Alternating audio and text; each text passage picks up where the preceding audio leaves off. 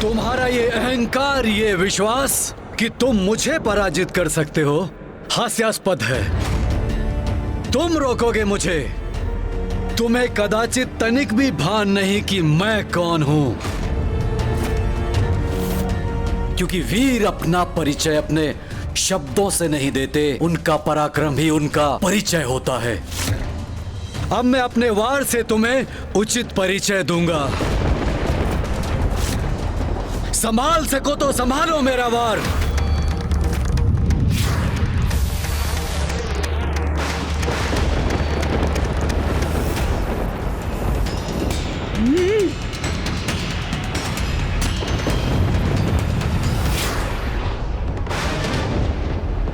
नहीं गणेश, हमारे इस युद्ध में प्रथम वार तुम नहीं करोगे। तुमसे पूर्व मैं तुम पर आक्रमण करूंगा।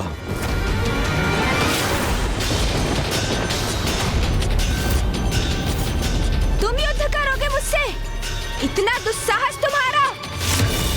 तो लो भौम, तुमने स्वयं अपने विनाश को चुनौती दी है, तो अब उसका सामना भी करो।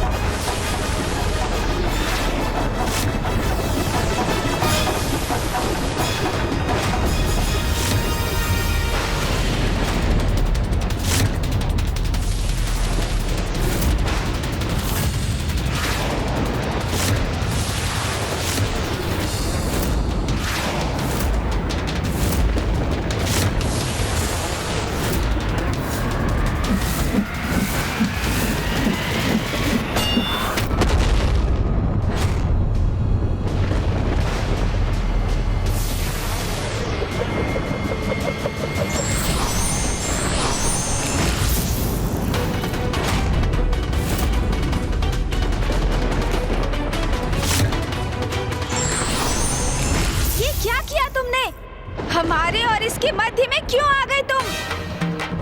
तुमने मेरी योजना ही ध्वस्त कर दी। अन्यथा मैं अब तक इस अहंकारी भौम का अंत कर चुका होता। तुम्हें ज्ञात नहीं तुम ये क्या करने जा रहे थे? मैंने तुम्हें समझाया था ना, अपने क्रोध पर नियंत्रण रखना। कैसे रखूं अपने क्रोध पर नियंत्रण, जब मेरे क्रोध का स्रोत ये भौम मेरे समक्ष है? इसे नष्ट कर मैं अपने क्रोध को सदैव के लिए समूल मिटा देना चाहता हूँ। यदि कोई क्रोधित है इसलिए उसका नाश कर दो, ये उचित तो नहीं। और भौम के क्रोधित होने का एक कारण है जो मुझे ज्ञात हो गया है और तुम्हें भी ज्ञात करना चाहिए। तब तुम उसके क्रोध के मूल कारण को समझोगे। नहीं समझना, मुझे कुछ नहीं समझना। इस भौम को उचित पाठ सिखाने से अब मुझे कोई नहीं रोक सकता। गणेश, तुम अपने स्वभाव के अनुरूप व्यवहार नहीं कर रहे हो। भौम की उग्र ऊर्जा से प्रभावित हो तुम, इसलिए क्रोध में अपना आपा खो रहे हो। हाँ, वही उग्र ऊर्जा जिसे लौटाना अस्वीकार किया है इसने। अब हटो मेरे मार्ग से। इसकी उग्र ऊर्जा का उचित प्रयोग करना है मुझे, अंत करना है इसका मुझे। तुम कौन होते हो मेरा अंत करने वाले गणेश? भौम, आप कुछ क्षणों के लिए शांत रहेंगे? क्या आप ये देखने में सक्षम नहीं मैं स्वयं को ही शांत करने का प्रयास कर रहा हूँ और आप अपने उग्र शब्दों से अग्नि में घृत का कार्य कर रहे हैं? अच्छा, तो अब तुम इसकी ओर से बोल रहे हो और मेरे ही विरुद्ध हो गए हो। गणेश, मुझे सुनो, शांत हो जाओ। यहाँ किसी युद्ध अथवा रक्तपात की कोई आवश्यकता नहीं है। तुम्हें आवश्यकता हो ना हो, मुझे आवश्यकता है। मैं इस युद्ध के कारण को अभी समाप्त कर देता हूँ। गणेश, हटो मेरे मार्ग से अभी, इसी क्षण। अन्यथा क्या तुम मुझ पर वार करोगे? मुझ पर?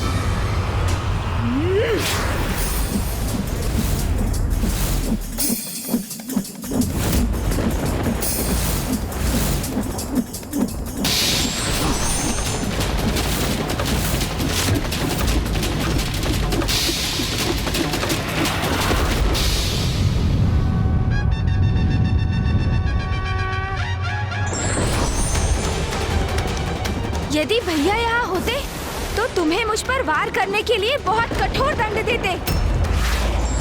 कैलाश लौटने पर उन्हें अवश्य बताऊंगा मैं। फिर देखना, भैया यहाँ होते तो दंडित तुम होते। इस अहंकारी रक्तवर्णी युवक की रक्षा करने और मेरे विरुद्ध जाने के लिए। और उन्हें तो तुम कुछ तब कह सकोगे जब मैं कहने दूंगा तुम्हें। अब मैं सर्वप्रथम तुम्हें बांधूंगा, फिर इस भौम का भी उचित उपचार करूंगा।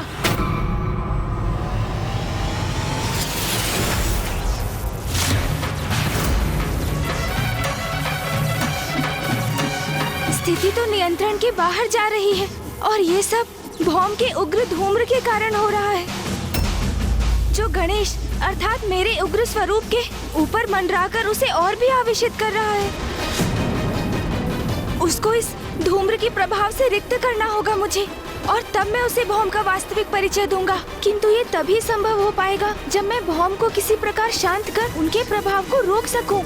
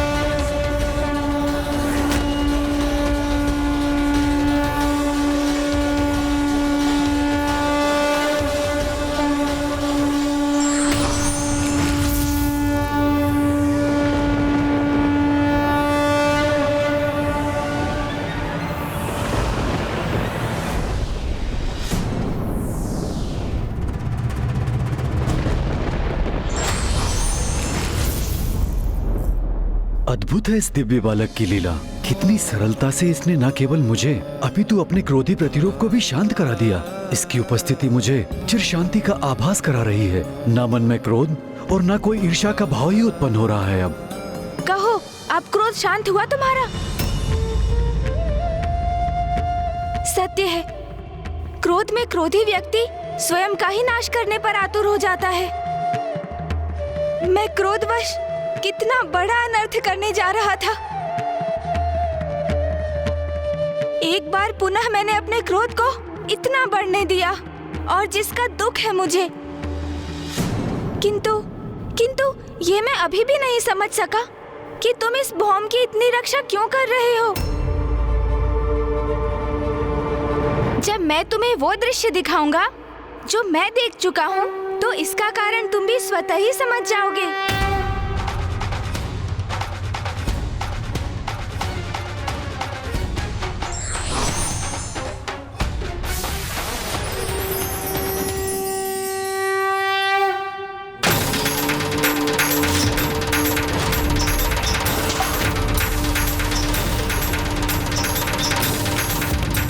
मैं पृथ्वी हूँ, मेरी अपनी कोई संतान नहीं। आपके श्वेत की जो बूंद मुझ पर गिरी, उसने इस बालक का रूप ले लिया। महादेव, आप उसे मेरे पुत्र के रूप में भेंट दे दीजिए। आज से तुम्हारा पुत्र कहलाएगा और तुम्हारे नाम से जुड़कर इसका नाम होगा भौम। भौम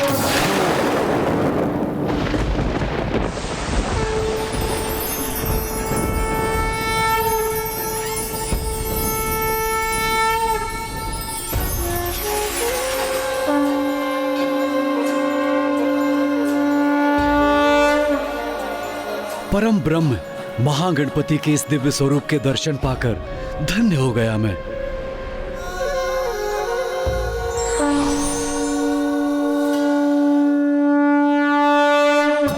प्रणाम गणेश जी।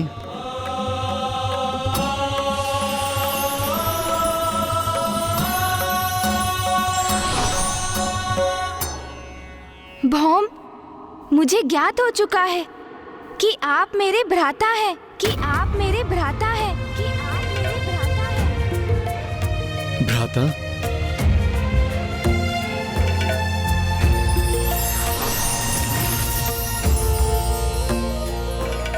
भौम, आपने मुझे पूर्व में ही क्यों नहीं बता दिया कि आप पिताश्री के ही पुत्र हैं, मेरे भ्राता हैं। पुत्र भौम ने इसका प्रयास तो किया था। जब पुत्र भौम को ज्ञात हुआ कि उसके पिता और कोई नहीं स्वयं महादेव हैं, तो वो उनसे भेंट करने कैलाश गया था। आप कैलाश आए थे, किंतु कब? आपके जन्म दिवस पर जब कैलाश में आपका जन्मोत्सव मनाया जा रहा था, तब मैंने कैलाश में प्रवेश करने का प्रयास किया था, किंतु महादेव के 2 गणों ने मुझे वहां प्रवेश द्वार पर ही रोक दिया। मेरा बहुत अपमान किया और मुझे वापस लौटने को कहा। उसी दिवस से भौम इस आशा में तपस्या कर रहा है कि महादेव उससे प्रसन्न होंगे, उसे दर्शन देंगे और अपने पुत्र के रूप में स्वीकार करेंगे। आपको कैलाश से अपमानित होकर लौटना पड़ा। ओह, तभी आपको मुझसे इतनी ईर्ष्या, इतना द्वेष है, और इसलिए मुझे आपकी ये उग्र ऊर्जा निरंतर प्रभावित कर रही है, क्योंकि आपकी उग्रता का लक्ष्य तो मैं ही हूँ ना।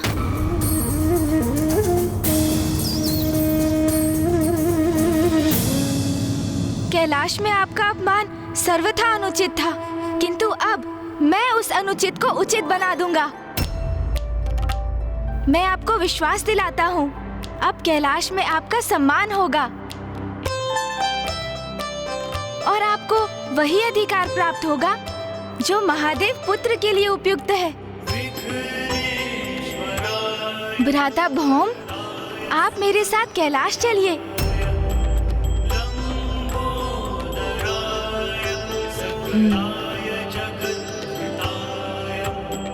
गणेश जी, मैं आपके साथ सहर्ष कैलाश चलूंगा, किंतु मेरा एक अनुरोध है। माँ भी हमारे साथ चलेंगी। नहीं पुत्र, अपने पिता से भेंट करने के लिए ये यात्रा तुम्हें ही करनी होगी। मेरी किसी भी यात्रा का आरंभ और अंत आपके बिना कैसे संभव है माँ? यदि आप नहीं चलेंगी तो मैं भी नहीं जाऊंगा। भ्राता भौम कदाचित उचित कह रहे हैं, आपको भी साथ आना ही होगा माता। उचित है पुत्र, मैं भी चलूंगी।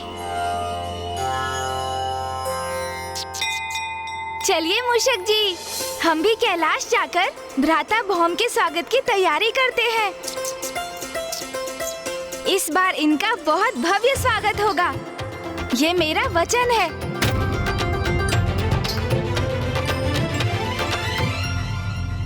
अरे अरे, और थोड़ा ऊपर, जिससे दूर से भी ये सजावट स्पष्ट दिखाई दे। हाँ, अब उत्तम है, बहुत सुंदर प्रतीत हो रहा है अब। पुत्र गणेश,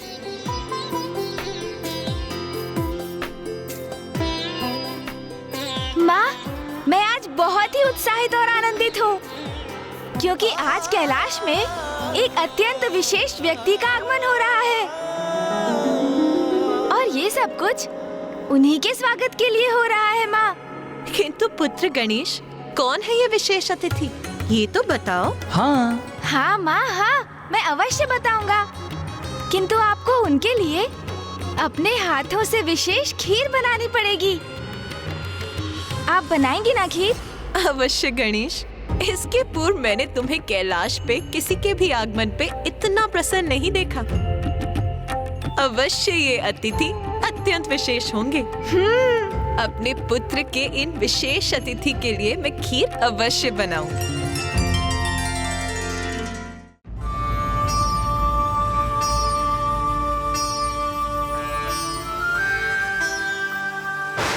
कहां से, कैसे कैसे बड़े बड़े भ्रम पाल कर यहाँ पहुंच जाते हैं मूर्ख अज्ञानी। कभी कभी दर्पण में मुख देखा है अपना? चलो प्रस्थान करो यहाँ से। पुत्र भौम, माँ, मुझे चिंता हो रही है। मैं व्याकुल हो रहा हूँ कि कहीं माता पार्वती और पिता महादेव ने मुझे स्वीकार नहीं किया तो? ऐसा संदेह भी मन में क्यों ला रहे हो पुत्र भौम? देखो, मार्ग कैसे पुष्पों से सज्जित है। इस मुख्य द्वार पर ये तोरण देखो, इसका अर्थ है गणेश जी ने महादेव और माता पार्वती से तुम्हारी चर्चा अवश्य की होगी, जिसके परिणाम स्वरूप संपूर्ण कैलाश तुम्हारे स्वागत की प्रतीक्षा कर रहा है। तो शीघ्रता कीजिए ना माँ, वो आते ही होंगे। मैं यहाँ सब कुछ संभाल लूंगा, आप जाइए। अरे पुत्र, जाती हूँ। किंतु गणेश, ये तो बताओ कि आ कौन रहा है? कुमार कार्तिकेय जी, महादेव के पुत्र, आपके और प्रभु के भ्राता आ रहे हैं। आपके भ्राता आ रहे हैं, अर्थात प्रभु महादेव के पुत्र।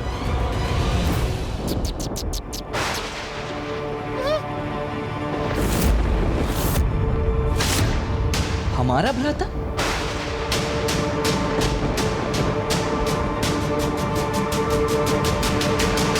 क्या मूषक जी, क्या कहा आपने? माता ऐसे स्वर में क्यों पूछ रही हैं? क्या मैंने कुछ अनुचित कह दिया? गणेश, मूषक जी ने जो अभी कहा, क्या वो सत्य है? वो माँ। गणेश, मैं कुछ पूछ रही हूँ तुमसे। जो मूषक जी ने अभी कहा, क्या वो सत्य है?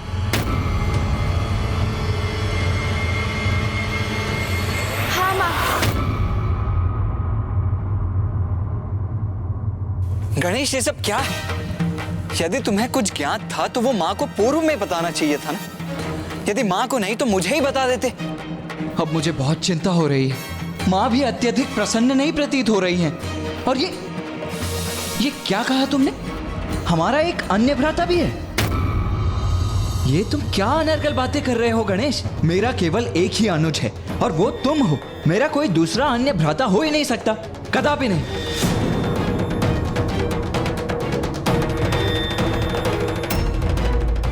मुझे क्षमा कर दीजिए प्रभु, मैंने तो सोचा था ये सुनकर माता प्रसन्न होंगी। ये मुझसे कैसे भूल हो गई प्रभु? स्वयं को दोष मत दीजिए मूषक जी। आपने जो कहा, आपके उत्साह में आपके मुख से निकल गया। किंतु चिंता मत कीजिए मूषक जी।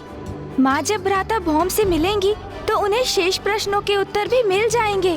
किंतु अब ये ध्यान रखना है कि भ्राता भौम के कैलाश में प्रवेश के पूर्व मध्य में ही कोई व्यवधान न उत्पन्न हो जाए। स्वामी, उमा, आप इतनी व्याकुल क्यों हैं? क्या हुआ प्रिय? स्वामी, क्या आपको ज्ञात है आज कैलाश में किसका आगमन होने वाला है? जिस विशिष्ट अतिथि के लिए गणेश इतनी धूमधाम से कैलाश में तैयारियां कर रहा है, ज्ञात है आपको? कौन है वो? उमा, कौन है ये विशिष्ट अतिथि? तोतला जी, माता तो अत्यंत रुष्ट हो गई हैं। अब विशेष अतिथि के स्वागत का उत्तरदायित्व तो आपके और मेरे कंधों पर ही है। बोले नंदी, वो देती है क्या? तोतला जी, कहाँ देखूं और किधर देखूं? अरे नंदी वो देती है, उधर देती है।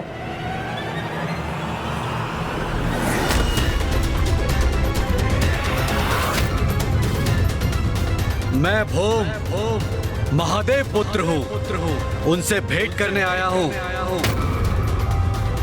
ये तो वही है जो गणेश जी के जन्म दिवस पर आया था।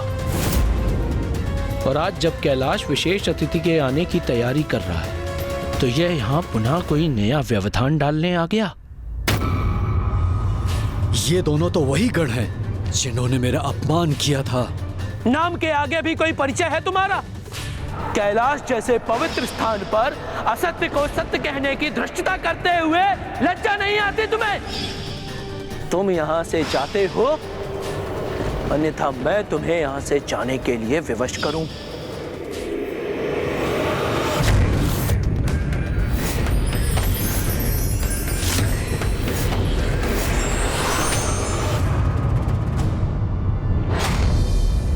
आने दो इसे। पिछली बार यूं ही जाने दिया था, किंतु इस बार अवश्य दंडित करेंगे। मुझे तो प्रतीत होता है ये तेलाब पे अवत्य तो अशांति उत्पन्न करने आया है। ये कौन होता है कैलाश में अशांति उत्पन्न करने वाला? आज भी कितने क्रोध का भाव है इनके मुख पर। नहीं, यदि माँ की उपस्थिति में इन्होंने मेरा अपमान करने का दुस्साहस किया तो मैं इन्हें क्षमा नहीं करूंगा। अंत ही कर दूंगा इन दोनों का। विश्वास रखो पुत्र, इस बार तुम्हें कोई अपमानित नहीं करेगा। यहाँ जो होगा वो पुत्र गणेश के वचनानुसार ही होगा। उमा, बताओ कौन आ रहा है कैलाश? आपका पुत्र। किंतु गणेश तो लौट आया था। तो क्या कार्तिकेय कहीं गया था और अब लौट रहा है? नहीं स्वामी, गणेश नहीं, कार्तिकेय नहीं,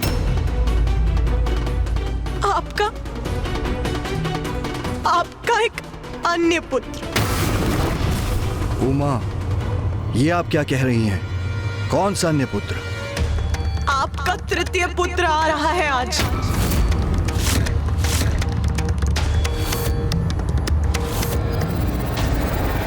मेरा तृतीय पुत्र? कौन सा तृतीय पुत्र? रुको, रुको, रुको। अगर तुमने एक कदम और आगे बढ़ाया तो मैं तुम्हारी हड्डियां तोड़ दूंगा।